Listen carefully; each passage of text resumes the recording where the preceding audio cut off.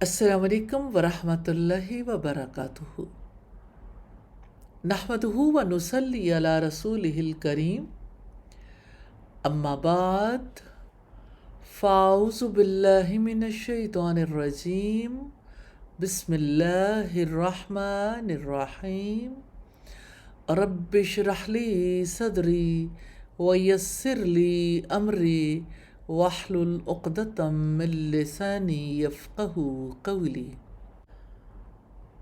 ہمارا کورس جس کا نام ہے مسلم ڈی این اے، آج ہم اس کورس کے حوالے سے ابتدائی بات چیت کریں گے۔ پہلی بات تو یہ ہے کہ ڈی این اے کسے کہتے ہیں۔ ڈی این اے سے مراد تو جینیاتی مواد ہے جو جانداروں کے سیلز کے اندر پایا جاتا ہے، اور مسلم ڈی این اے سے مراد کوئی ایسی چیز نہیں ہے جو جینیاتی طور پر انسان کے اندر موجود ہو، بلکہ اس سے مراد اقدار، عقائد، اخلاقیات اور سماجی طرز عمل ہے جو مسلمانوں کے اندر پایا جاتا ہے۔ مسلمان چاہے کسی بھی نسلی یا جینیاتی پس منظر سے تعلق رکھتا ہو، یہ ایسی بنیادی خصوصیات ہیں جو ہر مسلمان کے اندر پائی جانی مطلوب ہے، جیسا کہ ہر جاندار کے ہر خلیے کے اندر ڈی این اے کا پایا جانا لازم ہے۔ جب لوگ مسلم ڈی این اے کا ریفرنس دیتے ہیں تو ہو سکتا ہے کہ وہ اختیاراتی طور پر ثقافتی، سماجی اور طرز عمل کے مختلف پہلوؤں کا حوالہ دے رہے ہوں جو اسلامی تعلیمات اور طریقوں سے متاثر ہوتے ہیں۔ اس میں اقدار، عقائد، اخلاقیات، طرز عمل سب شامل ہو سکتے ہیں، جو عام طور پر ایسے افراد سے وابستہ ہوتے ہیں جو خود کو مسلمان کے طور پر پہچانتے ہیں۔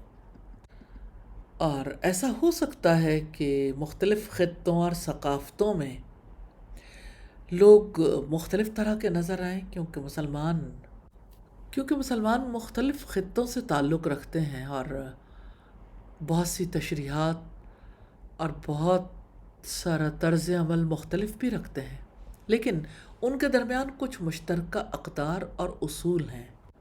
ان میں کچھ اجزاء ہیں جو عام طور پر مسلم ڈی این اے کے ساتھ منسلک ہوتے ہیں، مثال کے طور پر ایمان ہے، عبادات ہیں، اخلاقیات ہیں۔ پھر مسلمانوں کی حوصلہ افزائی کی جاتی ہے کہ وہ اپنے ساتھی مومنوں کے ساتھ اخوت کا رشتہ استوار کریں، یہ مسلمانوں کے ڈی این اے کا ایک لازمی جز ہے۔ اسی طرح سے اسلام تعلیم اور علم کے حصول کو بہت اہمیت دیتا ہے، اور علم کی جستجو کو مسلمانوں کے ڈی این اے کا ایک لازمی جز سمجھا جاتا ہے۔ آج کا ہمارا موضوع بھی اسی سے متعلق ہے، فاؤنڈیشنز آف کیریکٹر، اور اس حوالے سے ہم دیکھیں گے سب سے پہلے کہ کردار کسے کہتے ہیں۔ اب جانتے ہیں کردار سے مراد اخلاقی خوبیوں کا مجموعہ ہے جو کسی شخص کے طرز عمل اور اعمال کی وضاحت کرتی ہیں، اور اس میں بہت ساری چیزیں آ جاتی ہیں جیسے ایمانداری، دیانتداری، رحم دلی، ہمدردی، ذمہ داری جیسی صفات ہیں۔ سوال یہ پیدا ہوتا ہے کہ کسی کے کردار کی تشکیل کیسے ہوتی ہے؟ تو ایک شخص کے کردار کی تشکیل ان کی پرورش، تجربات اور ماحول کے ساتھ ساتھ ان کے ذاتی عقائد اور اقدار سے ہوتی ہے۔ بہت سی ثقافتوں میں ایک مضبوط اور نیک کردار کی بہت زیادہ قدر کی جاتی ہے، اور اسے ذاتی ترقی اور ترقی کے ایک لازمی پہلو کے طور پر دیکھا جاتا ہے۔ اسلام ایک ایسا دین ہے جو کیریکٹر بلڈنگ پر بہت زور دیتا ہے، اور نبی صلی اللہ علیہ وسلم نے فرمایا تھا، انما بعثت لأتمم مکارم الاخلاق، مجھے مکارم اخلاق کی تکمیل کے لیے بھیجا گیا۔ تو آپ صلی اللہ علیہ وسلم کا یہ فرمان کردار کی اہمیت اور مسلمان کی زندگی میں اس کے کردار کو اجاگر کرتا ہے۔ اسلامی کردار کی بنیادیں قرآن کے اصولوں اور نبی صلی اللہ علیہ وسلم کی تعلیمات پر استوار ہیں۔ ان اصولوں کا مقصد مسلمانوں کی روزمرہ زندگیوں میں رہنمائی کرنا، اور انہیں ایک مضبوط اور نیک کردار بنانے میں مدد کرتا۔ اگر ہم سادگی سے دیکھیں تو اسلام میں کردار کی پہلی بنیاد توحید ہے۔ مسلمان ایک اللہ کو مانتے ہیں، اس کے احکامات پر عمل کرتے ہیں۔ یہ اسلامی کردار کی بنیاد ہے۔ اللہ سبحانہ و تعالیٰ کی وحدانیت کو تسلیم کرنا کس قدر مسلمانوں کی زندگی پر اثرات ڈالتا ہے۔ مسلمان اپنی زندگی میں مقصد اور سمت کا مضبوط احساس پیدا کرنے کے قابل ہوتے ہیں، اور حقیقت یہ ہے کہ یہ توحید ہے جو پوری زندگی پر حاوی نظر آتی ہے۔ اور دوسری بنیاد اخلاص ہے۔ اس کا مطلب یہ ہے کہ مسلمانوں کو چاہیے کہ وہ نیک اعمال خلوص نیت کے ساتھ اللہ سبحانہ و تعالیٰ کی رضا کے لیے کریں، کسی دنیاوی فائدے کے لیے نہیں۔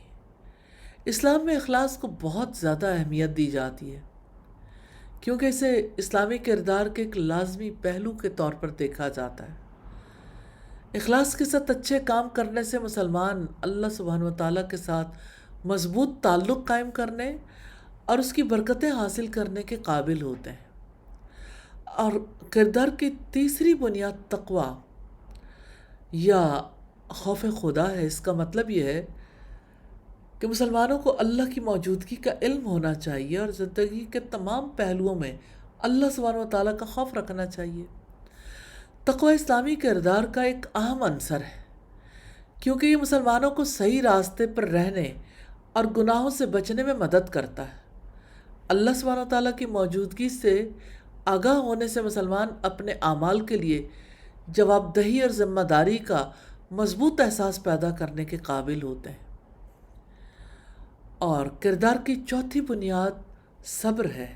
اس کا مطلب ہے کہ مسلمانوں کو مشکل اور مصیبت کے وقت صبر کرنا چاہیے، اور صبر ایسی خوبی ہے جس کی اسلام میں بہت زیادہ قدر کی جاتی ہے، کیونکہ یہ مسلمانوں کو اپنے عقیدے پر ثابت قدم رہنے اور چیلنجز پر قابو پانے میں مدد کرتی ہے۔ صبر کرنے سے مسلمان لچک اور استقامت کا مضبوط احساس پیدا کرنے کے قابل ہوتے ہیں۔ اور اسلام میں کردار کی پانچویں بنیاد شکر ہے۔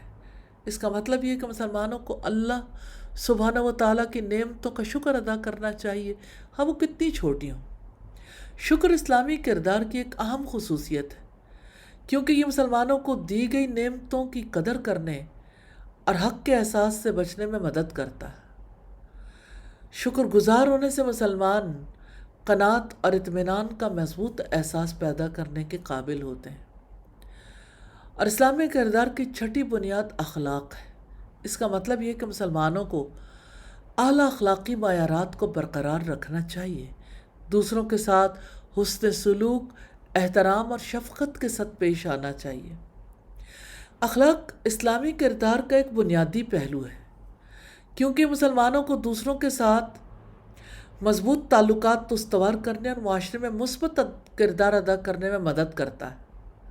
اور اعلیٰ اخلاقی معیارات کو برقرار رکھنے سے مسلمان سالمیت اور صداقت کا مضبوط احساس پیدا کرنے کے قابل ہوتے ہیں۔ اور کردار کی ساتویں بنیاد تواضع یا عاجزی ہے۔ اس کا مطلب یہ ہے کہ مسلمانوں کو تکبر اور غرور سے بچنا ہے اور عاجزی اختیار کرنی ہے۔ احساس برتری سے بچنا دوسروں کے ساتھ احترام کے ساتھ پیش آنے میں مدد کرتا ہے۔ عاجز ہونے کی وجہ سے مسلمان دوسروں کے لیے ہمدردی کا مضبوط احساس پیدا کرنے کے قابل ہوتے ہیں۔ تو اسلام میں کردار کی بنیادیں قرآن حکیم کے اصولوں اور محمد صلی اللہ علیہ وسلم کی تعلیمات پر استوار ہیں۔ ان اصولوں کا مقصد مسلمانوں کی روزمرہ زندگیوں میں ان کی رہنمائی کرنا، انہیں ایک مضبوط اور نیک کردار بنانے میں مدد کرنا ہے۔ ان اصولوں کو اپنی روزمرہ زندگیوں میں ڈھالنے سے ہم ایک مضبوط اسلامی کردار پیدا کر سکتے ہیں جو اللہ سبحانہ و تعالیٰ کو پسند ہو اور اپنے لیے بھی اور دوسروں کے لیے بھی مفید ہو۔ ہم نے کردار کی بنیادیں دیکھیں، یہ دراصل کردار سازی میں مدد دیتی ہیں، اور کردار سازی تعمیر شخصیت کا اہم ترین پہلو ہے۔ کردار پر سمجھوتا شخصیت کی تعمیر پر سمجھوتے کے مترادف ہے۔ اگر کردار نہیں تو تعمیر شخصیت کا وجود ہی نہیں۔ ایک دفعہ پھر سادگی کے ساتھ دیکھتے ہیں کہ کردار کیا چیز ہے۔ فارسی زبان کا لفظ ہے نا، اس کے لغوی معنی ہے طرز عمل، طریقہ، قاعدہ، کام، رد عمل، خصلت اور عادت۔ یہ لفظ انسان کی سیرت، چال چلن اور طور طریقوں کے لیے بھی استعمال کیا جاتا ہے۔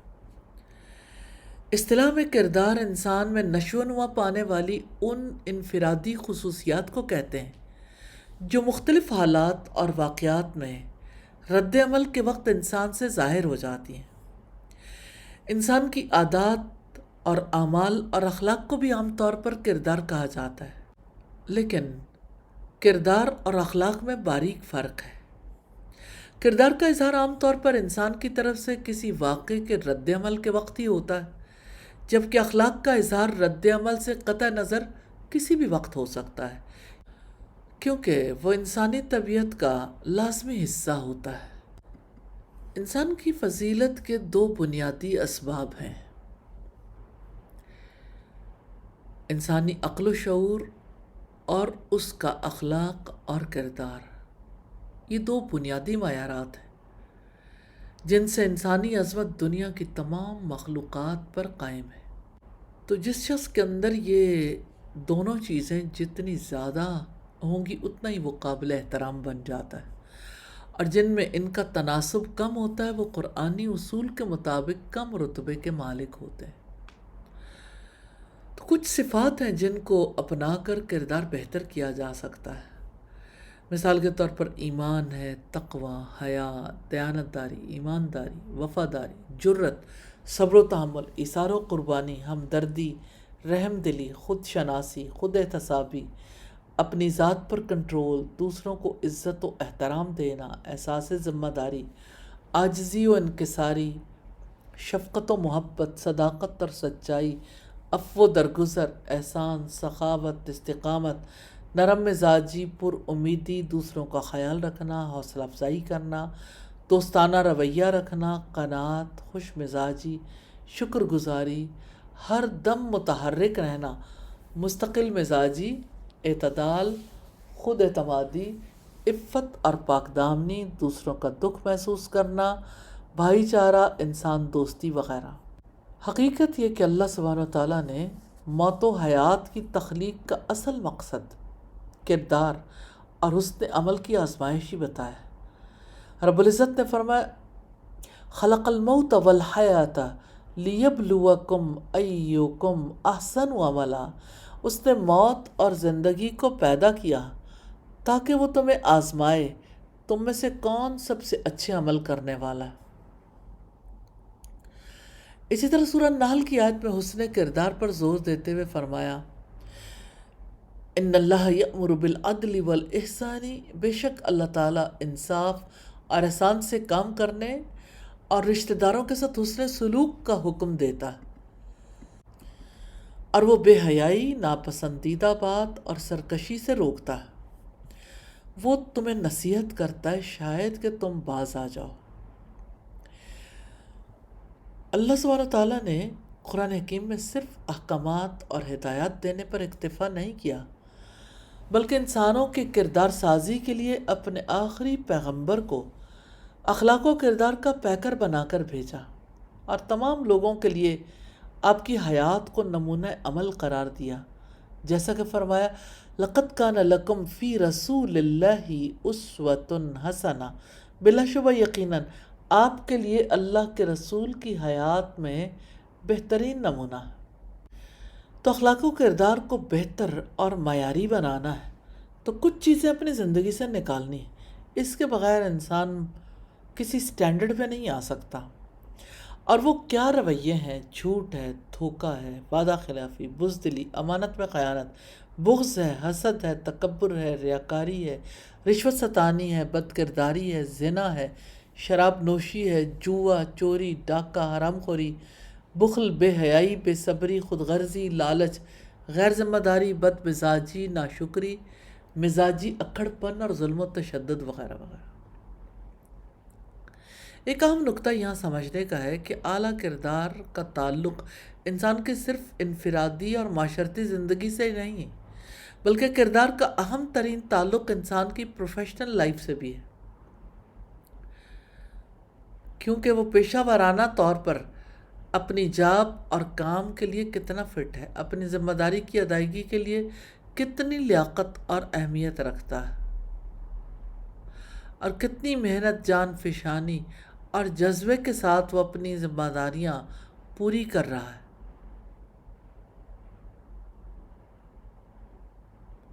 تو اگر اس کی ذاتی زندگی تو بہت اچھی ہے، وہ عبادت گزار، نیک اور متقی ہے اور عبادت میں کوئی کوتاہی نہیں کرتا، لیکن پروفیشنل ذمہ داریاں درست طریقے سے ادا نہیں کر رہا، یا وہ اس کے اہل ہی نہیں ہے، سفارش یا دھوکہ دہی سے کسی منصب پر فائز ہوا، تو یہ کیا ہے؟ کرپشن ہی کی ایک صورت ہے، بد کرداری ہے اور حرام خوری ہے۔ بلکہ انفرادی بد کرداری کے مقابلے میں پروفیشنل بد کرداری زیادہ خطرناک اور زیادہ قابل گرفت ہے، کیونکہ اس سے پورے معاشرے کو نقصان پہنچ سکتا ہے۔ اسی طرح ایمان اور یقین کا کردار سازی میں بڑا اہم کردار ہے، اور جب کوئی ایمان اور یقین رکھتا ہے تو اعلیٰ کردار ظاہر ہوتا ہے۔ جس انسان میں ایمان مضبوط ہوگا تو وہ اچھے اخلاق و کردار کا مالک بھی ہو جائے گا، ایمانی کمزوری ہوگی تو کردار بھی داغدار ہوگا۔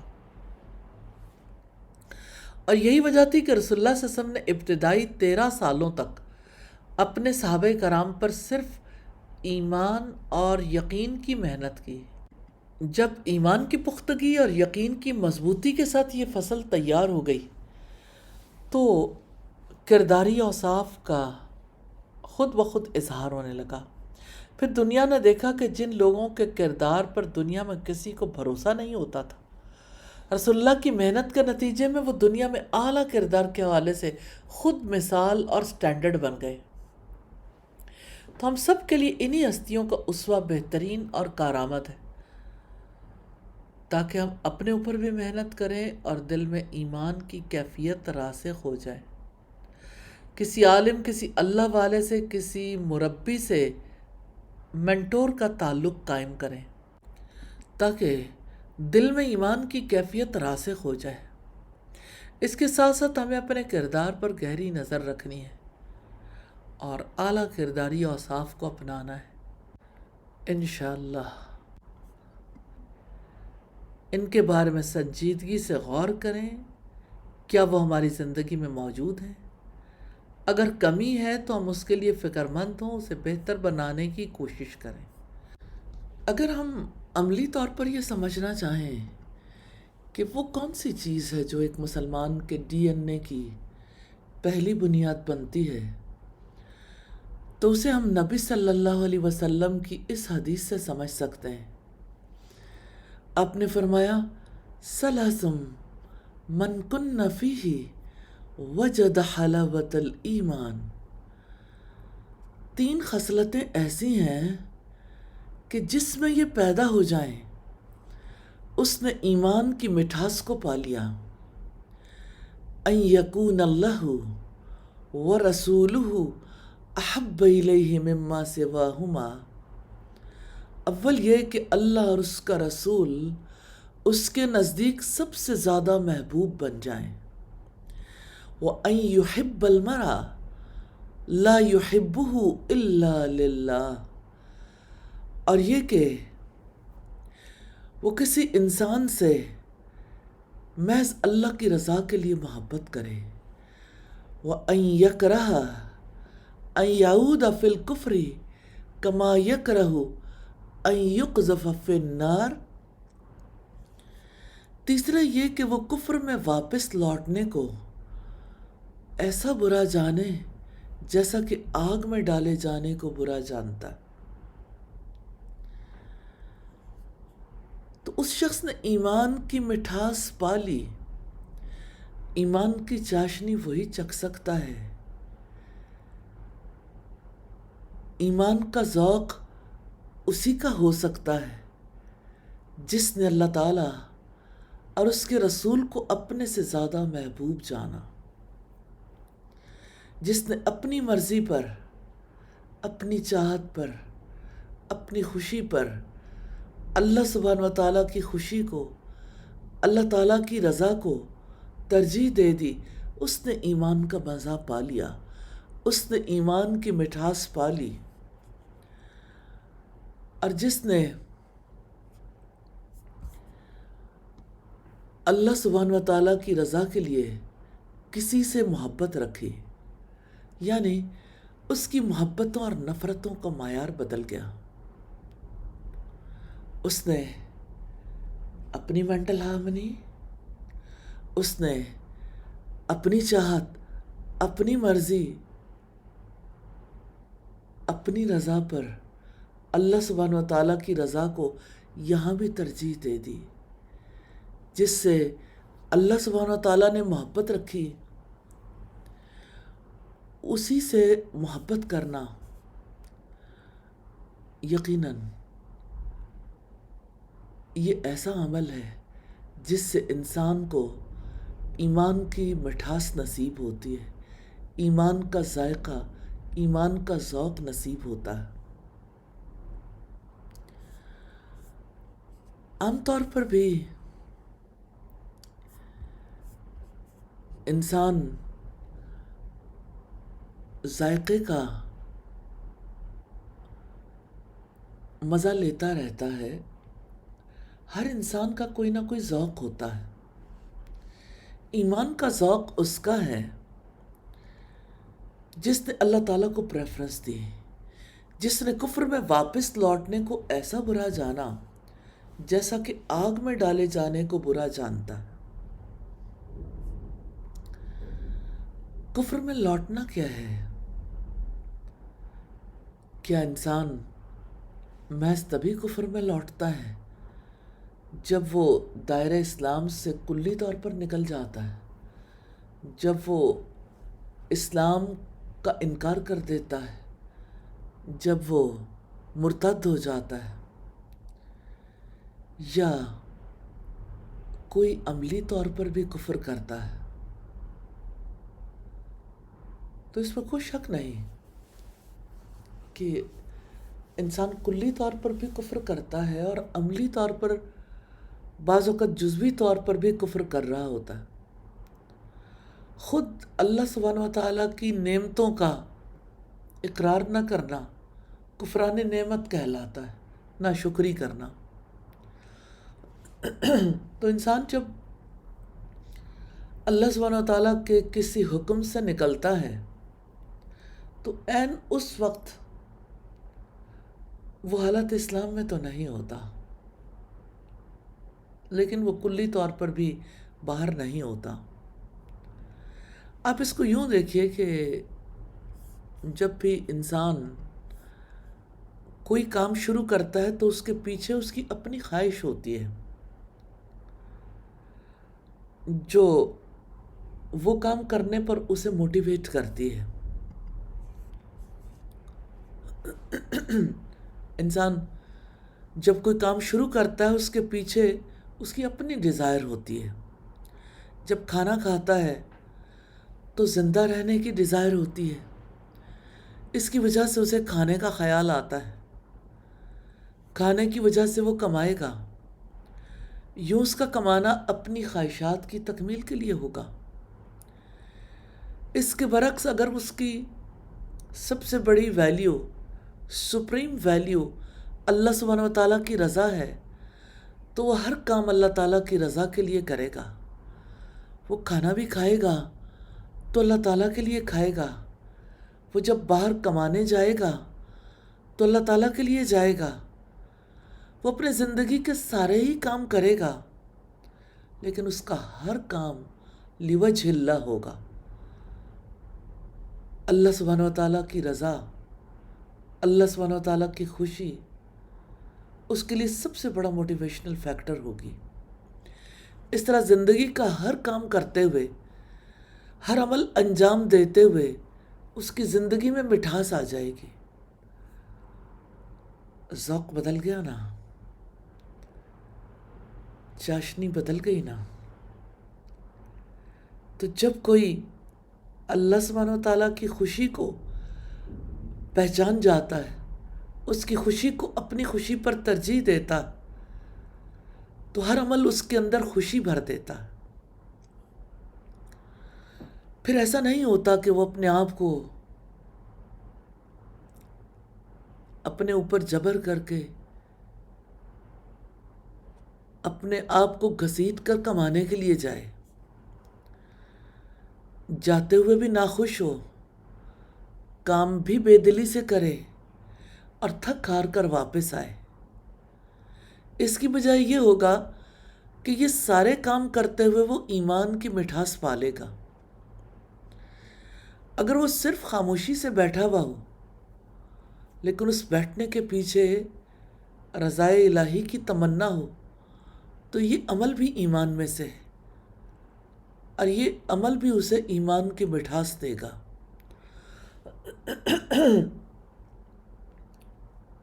سچی بات یہ ہے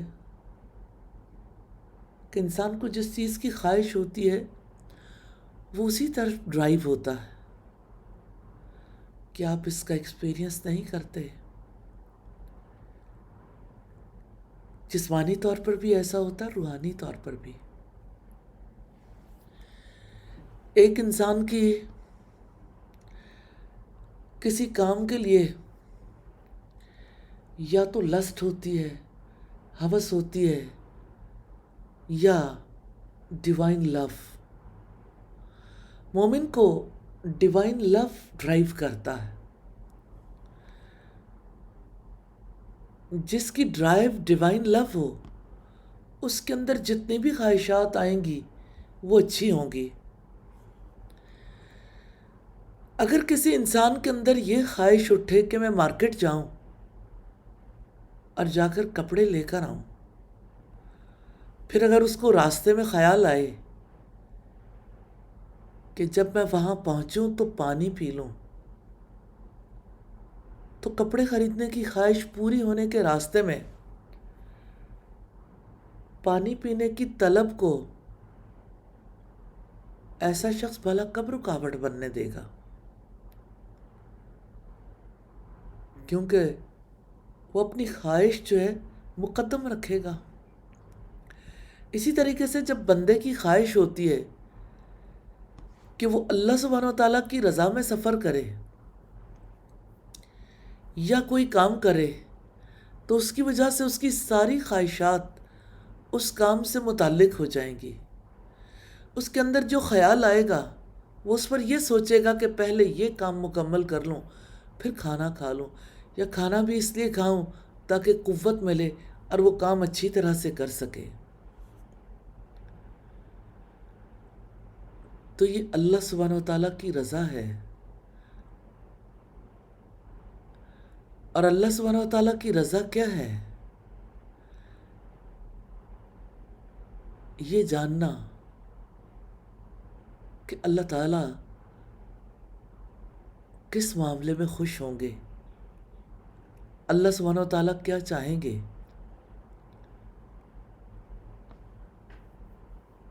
آپ ایک اور اینگل سے دیکھیے گا، انسان جس سے محبت رکھتا ہے اس کی خوشی چاہتا ہے۔ اگر کوئی اپنے والدین سے محبت کرتا ہے تو وہ چاہتا ہے کہ میرے والدین مجھ سے راضی ہو جائیں۔ اگر کوئی اپنے اسپاؤس سے محبت رکھتا ہے تو وہ چاہتا ہے کہ شوہر چاہتا ہے کہ بیوی راضی ہو جائے، بیوی چاہتی ہے کہ شوہر راضی ہو جائے۔ اگر کوئی بچوں سے محبت کرتا ہے تو وہ چاہتا ہے کہ میرے بچے مجھ سے راضی ہو جائیں۔ تو یہ محبت ایویڈنس ہے کہ کسی شخص کی یہ ڈیزائر ہے کہ وہ اس کو راضی کر لے۔ محبت میں کیا ہوتا ہے؟ انسان کسی سے واقفیت حاصل کرتا ہے، اس کو پہچانتا ہے، اس سے انس رکھتا ہے، اس کی رضا چاہتا ہے، پھر اس پر فدا ہو جاتا ہے. تو جس سے محبت ہوتی ہے نا، انسان اس سے اٹیچ بھی ہو جاتا ہے اور اس کی رضا چاہتا ہے. تو جو اللہ سبحانہ و تعالیٰ سے محبت رکھتا ہے وہ اللہ سبحانہ و تعالیٰ کو راضی کرتا ہے. وہ دل سے یہ کہتا ہے کہ یا اللہ، آپ کو ناراض کر کے تو میں جی ہی نہیں سکتی. جس سے محبت ہوتی ہے انسان پھر اس کی خوشی کے لیے اپنی خوشی کو پیچھے کر دیتا ہے. اللہ اکبر. تو مسلم ڈی این اے میں پہلی چیز کیا ہے؟ اللہ سبحانہ و تعالیٰ کی رضا. اللہ سبحانہ و تعالیٰ کے چہرے کے لیے، اس کی رضا کے لیے کوئی کام کرنا، یہی تو سپریم ویلیو ہے. اب اس کو ایک اور اعتبار سے بھی دیکھ سکتے ہیں. اگر کوئی انسان اپنی فیملی سے محبت کرتا ہو تو وہ فیملی کے ساتھ کھانے پینے کو، بات چیت کرنے کو، وقت گزارنے کو اپنے لیے زیادہ قیمتی سمجھے گا. اگر اس کے اندر فیملی سے محبت ہے تو وہ اپنے محبوب لوگوں کے ساتھ ہی خوشی محسوس کرے گا. ان لوگوں کی خوشی پر اپنے دل کی خوشی حاوی آ جائے گی.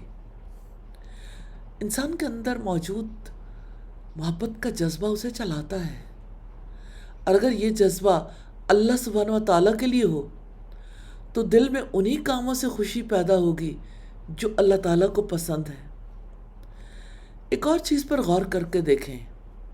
اگر کوئی شخص بیمار ہو تو بعض اوقات وہ کھانے کا ذائقہ محسوس نہیں کر پاتا. اسی طرح سے جس شخص کا دل بیمار ہو وہ بھی اللہ سبحانہ و تعالیٰ کی خوشی، اس کی رضا کا ذائقہ چکھ نہیں پاتا. اسے پہلے اپنے دل کے علاج کی ضرورت ہے، اور ہر دل کو ڈیوائن کنیکشن کی ضرورت ہے. اسی ڈیوائن کنیکشن کے لیے سارے رسولوں نے دعوت دی. وَاعْبُدُوا اللَّهَ وَلَا تُشْرِكُوا بِهِ شَيْئًا. ایک اللہ کی عبادت کرو، اس کے ساتھ تم کسی کو شریک نہ ٹھہراؤ. ایک اللہ کی خوشی کے مقابلے میں کسی اور کی خوشی کو ترجیح دیتے ہو. ایک اللہ کی محبت کے اوپر آپ کسی اور محبت کو پریفرنس دیتے ہو تو یہ شرک ہے. ایک اللہ سے امید رکھنے کی بجائے آپ کسی اور سے امید باندھتے ہو تو یہ شرک ہے. ایک اللہ سبحانہ و تعالیٰ پر اعتماد کرنے کی بجائے آپ کسی اور پر اعتماد کرتے ہو تو یہ شرک ہے. اگر انسان اللہ سبحانہ و تعالیٰ سے بڑھ کر کسی ہستی سے، کسی ذات سے، کسی چیز سے خوف رکھے تو یہ خوف شرک ہے. جیسے شیخ عبد القادر جیلانی نے یہ بات کہی تھی، جس سے تو محبت کرے وہ تیرا معبود، جس پر تو اعتماد کرے وہ تیرا معبود، جس سے تو امید باندھے وہ تیرا معبود، جس کی تو تعظیم کرے وہ تیرا معبود. اللہ سبحانہ و تعالیٰ تو یہ چاہتے ہیں کہ ڈیوائن کنیکشن جڑا رہے، یہ رابطہ کبھی نہ گھٹے. تو کردار کی بنیاد میں، کریکٹر کی فاؤنڈیشن میں جو بنیادی چیز ہے وہ یہ کہ ایک انسان اللہ سبحانہ و تعالیٰ کے لیے جیے اور اسی کی خاطر جان دے دے. اسی کی خاطر نماز ہے، اسی کی خاطر عبادت، اسی کی خاطر قربانی ہے. جیسا کہ رب العزت نے فرمایا، قُلْ إِنَّ صَلَاتِي وَنُسُكِي وَمَحْيَايَ وَمَمَاتِي لِلَّهِ رَبِّ الْعَالَمِينَ. آپ کہہ دیجئے میری نماز، میری قربانی، میرا جینا، میرا مرنا سب اللہ رب العالمین کے لیے ہے. عام طور پر لوگوں کو یہ سمجھ نہیں آتی کہ شراکت کہاں ہوتی ہے. شراکت انسان کے جذبات میں ہوتی ہے. ایک انسان جب اپنے جذبات کو صحیح جگہ پر رکھ نہیں پاتا تو وہ شرک کرتا ہے. اور انسانی جذبات کو تو آپ جانتے ہی ہیں، خوف ہے، غم ہے، نا امیدی ہے، مایوسی ہے، یہ نیگیٹو ایموشنز ہیں نا، اور اس کے مقابلے میں پازیٹیو ایموشنز ہیں جو انسان کی اسٹرینتھ بنتے ہیں، جیسا کہ پر امید ہونا، جرت مندی ہونا۔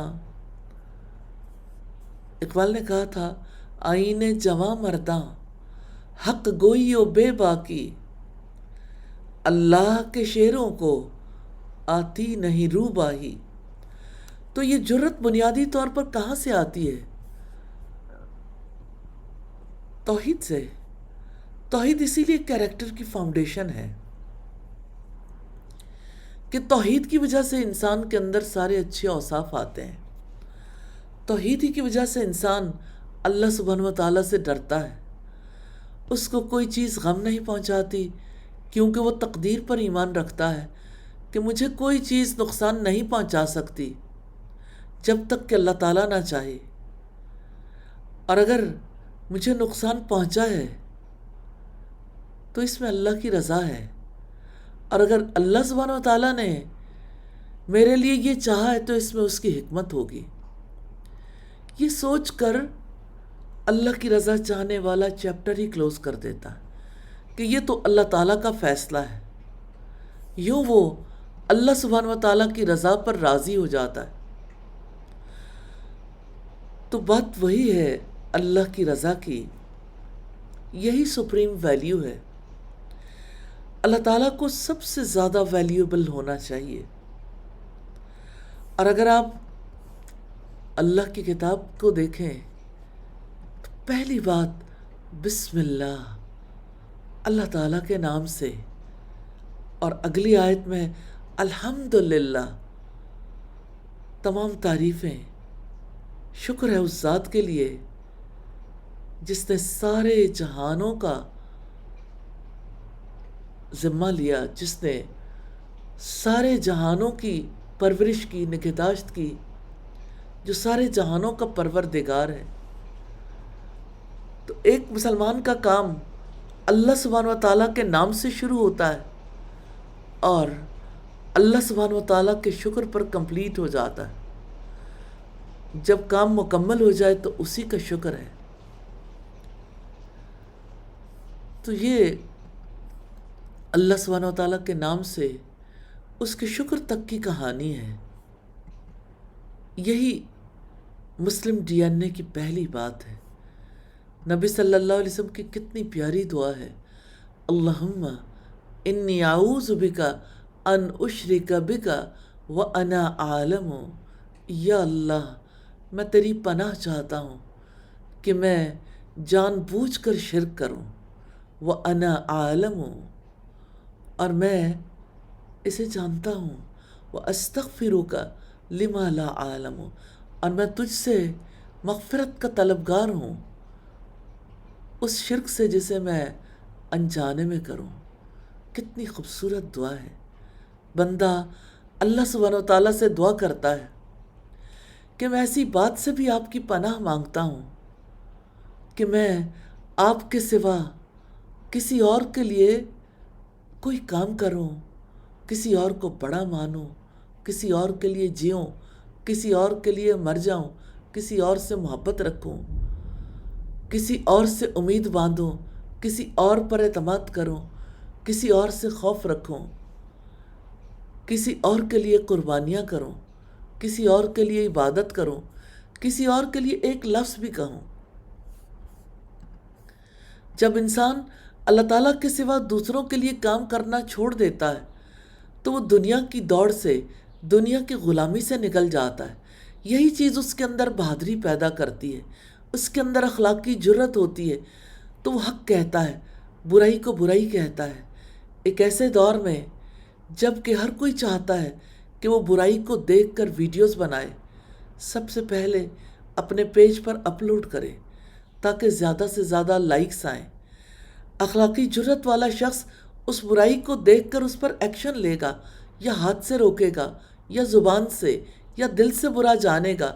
یہ اس کی جرت ہوگی جو اس کے اندر اس وجہ سے پیدا ہوئی ہوگی کہ اس کے نزدیک ایک اللہ کی رضا سب سے سپریم ویلیو ہے، جس کے پیش نظر اللہ تعالیٰ کی رضا ہوتی ہے اس کا طرز عمل مصیبت میں بھی کس قدر مختلف ہوتا ہے۔ وہ صبر کرتا ہے، وہ سوچتا ہے کہ اگر اللہ تعالیٰ نے میرے لیے تقدیر میں ایک مشکل وقت رکھا ہے تو اس میں ضرور میرے لیے خیر ہے، میں اسی پر راضی ہوں۔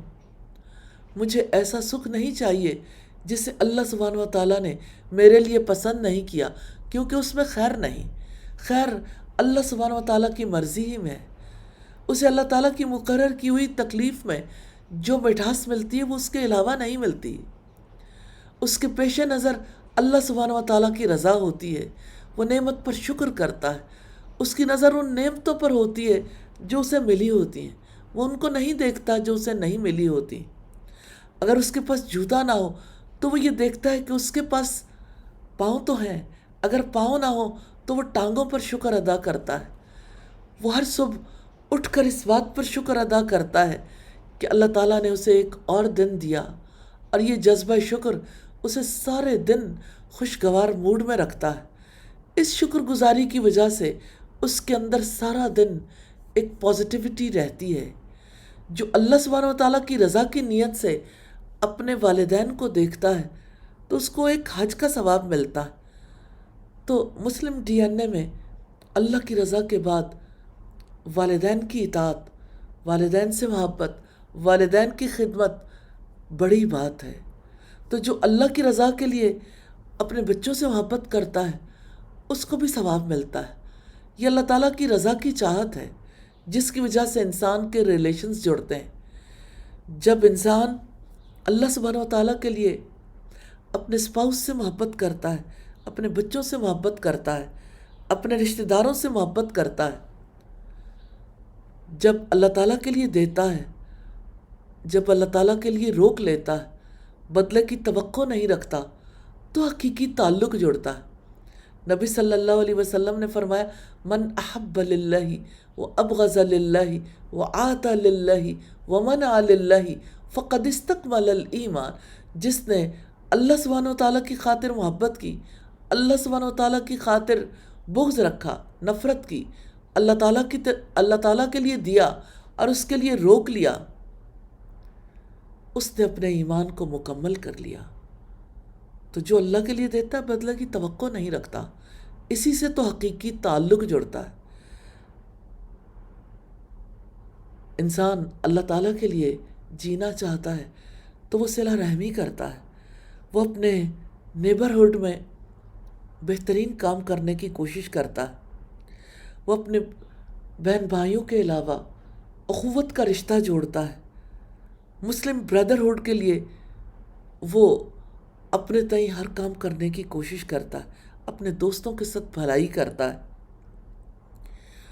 وہ سوسائٹی میں سوشل رسپانسبلٹی کو، سوشل سروسز کو انجام دیتا ہے، وہ جب بھی فیصلے کرتا ہے ایتھیکل ڈیسیژن میکنگ کرتا ہے، وہ تقویٰ سے تواضع تک کا سفر طے کرتا ہے، وہ پیشنس سے کام لیتا ہے، ڈسپلنڈ ہوتا ہے، اور اس کے اندر کریج ہوتی ہے۔ تو اللہ کی رضا وہ قیمتی جذبہ ہے جس کی وجہ سے انسان بہترین زندگی گزار پاتا ہے۔ دنیا مومن کے لیے کبھی جنت تو نہیں بن سکتی، لیکن اللہ کی محبت، اس کی رضا کی مٹھاس مومن کے لیے دنیا میں جنت بن جاتی ہے۔ اللہ سبحانہ و تعالیٰ سے دعا ہے ہمیں اپنی رضا کے لیے جینے اور مرنے کی توفیق عطا فرمائے۔ آمین ثم آمین۔ سبحانک اللہم و بحمدک نشہد ان لا الہ الا انت نستغفرک و نتوب الیک۔ السلام علیکم ورحمۃ اللہ وبرکاتہ۔